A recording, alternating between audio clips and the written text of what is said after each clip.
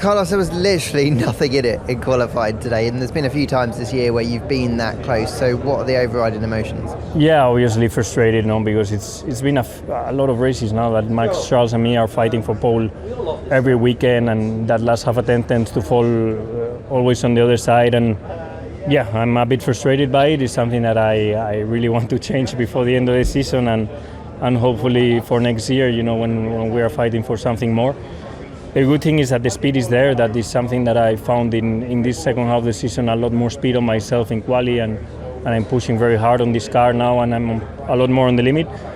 But I'm starting P3 and not P1, which could have been, no? So let's see tomorrow. But both cars, behind Max, so at least you've kind of got some options there, and Checo does seem a little bit off as well. So still all to play for tomorrow, isn't it? Yeah, a lot to play for. I think we are on a great opportunity tomorrow with the how do you say, with the weather coming and starting P3 clean side, anything can happen. I think we are in the right position to try and target the win. Are we going to be able to do so in the dry against always quick Max in the race? I don't know, but we're in a good position to attack. Congrats, Thank you, Esteban. mate. That was a pretty special lap, pretty strong qualifying all round. Yeah, I think a pretty strong weekend, to be honest. I think we've shown that the car was extremely fast. We couldn't really, show that to everyone in Singapore, looking at everything that happened, the rain, obviously our DNF. So, to be back so strong is really the confirmation that we are in the right direction. We are bringing the updates that are working, and yeah, the car was so nice to drive today.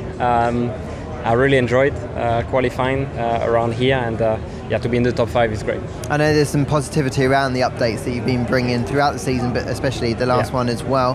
Looking ahead to tomorrow, and it's a track where you can overtake, but it's not that easy. And I know we've got some unpredictable weather. Can you keep that kind of P5 position tomorrow? That's going to be the aim for sure. We were fighting with the Mercs earlier this year. If I remember, tracks like Jeddah, they were quicker than us. So we've updated the car a lot since then. But obviously the target is to keep them behind. It's not going to be an easy thing to do, but a lot is going to happen. There's going to be some rain in the air also. And let's bring some good points for the team tomorrow. George, it looked like a difficult day for Mercedes as a whole, really. What was it like specifically for you in qualifying, though?